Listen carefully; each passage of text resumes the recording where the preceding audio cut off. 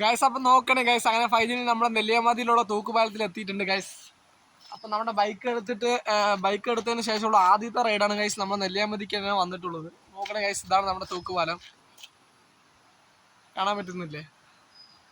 അപ്പോൾ ആദ്യത്തെ റൈഡ് ഞാനും എൻ്റെ അണ്ണനും ഇവിടെ വന്നിട്ടുള്ളത്. എൻ്റെ രണ്ടാമത്തെ അണ്ണൻ ഷാജഹാൻ, എൻ്റെ അണ്ണൻ്റെ പേര് ഷാജഹാനാണ്. ഇതാണ് ഗൈസ് തൂക്കുപാലം. ഞാൻ തൂക്കുപാലത്തിൽ പോയിട്ടുള്ള കാഴ്ചകൾ ഞാൻ കാണിച്ചു തരാം. തൂക്കുപാലം സെറ്റാണ് ഗൈസ്. അടിയിൽ നല്ല തണുത്ത വെള്ളമാണ് ഗൈസ് ഒഴുകിക്കൊണ്ടിരിക്കുന്നത്. അതുകൊണ്ട് തന്നെ നിങ്ങളെക്കൊണ്ട് പറ്റുന്ന പോലെ ബൈക്കോ ബസ്സിലോ എന്തിനായാലും ശരി ഗൈസ്, മാക്സിമം എല്ലാവരും യാത്ര ചെയ്യുക. കാരണം യാത്ര ചെയ്യുമ്പോൾ കിട്ടുന്ന ഒരു മനസ്സുഖമൊന്നും ഗൈസ് പറഞ്ഞറിയിക്കാൻ പറ്റില്ല. അത് അനുഭവിച്ച് തന്നെ അറിയണം ഗൈസ്. ഇതാണ് നമ്മുടെ സിംഗക്കുട്ടി നിൽക്കുന്നത്. ഇതാണ് ഗൈസ് നമ്മുടെ മുതല ഗൈസ്.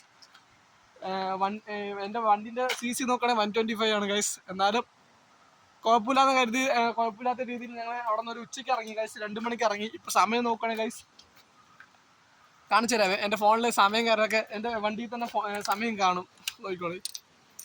ഇപ്പോൾ സമയം നോക്കുകയാണെങ്കിൽ ഗൈസ് നിങ്ങൾക്ക് കാണിച്ചു തരാം, നോക്കിക്കോ. സമയം നോക്കുകയാണെങ്കിൽ ഗൈസ് 5:30 ആയിട്ടുണ്ട്, 5:32 ആയിട്ടുണ്ട്. നമ്മളിപ്പോൾ തൂക്കുപാലത്തിൽ എത്തിയിട്ടുണ്ട്. തൂക്കുപാലം ഗൈസ് നോക്കുകയാണെങ്കിൽ നല്ല നെല്ലിയാമ്പതിയൊക്കെ എപ്പോഴും എത്തിക്കഴിഞ്ഞു ഗൈസ്. പക്ഷേ തൂക്കുപാലത്തേക്ക് വരാൻ തന്നെ ഒരു 8 കിലോമീറ്റർ 10 കിലോമീറ്ററിന് അടുത്തുണ്ട്. എന്നാലും കുഴപ്പമില്ല. എൻ്റെ അണ്ണനാണ് കഥ ഗൈസ്. നീ വീഡിയോ ഒക്കെ എടുത്തിട്ട് ബെല്ല് ആവാൻ വേണ്ടി അതാ എൻ്റെ അണ്ണൻ പാലത്തിനവിടെ നടന്നുകൊണ്ടിരിക്കുന്നത്. പോണ കണ്ടില്ലേ തങ്കക്കുട്ടി, ശള്ളക്കുട്ടി ഗൈസ്. നമ്മുടെ രാജാവാണ് ഗൈസ്, എൻ്റെ മുത്തുമണി. ഇതാ ഇവിടെ പാർക്ക് ചെയ്തിട്ടുണ്ട് ഞാൻ. തൂക്കുപാലം വരാനുള്ള കാരണം എൻ്റെ ഈ ഒരു വണ്ടിയാണ് ഗൈസ്. അപ്പോൾ വണ്ടി എടുത്തിട്ടുള്ള ആദ്യത്തെ റൈഡാണ്. അത് നല്ല ഐശ്വര്യമായിട്ട് തന്നെ നമ്മൾ ഇവിടെ എത്തിയിട്ടുണ്ട്. ഒരു കേടുപാടും ഇല്ലാണ്ട് വന്നിട്ടുണ്ട് ഗൈസ്. അപ്പോൾ എല്ലാവർക്കും എന്നെ പോലെ തന്നെ ഓരോ ഡ്രീം ഉണ്ടാവും. അപ്പോൾ അതിനു വേണ്ടി നിങ്ങൾ നല്ലവണ്ണം ശ്രമിക്കുക.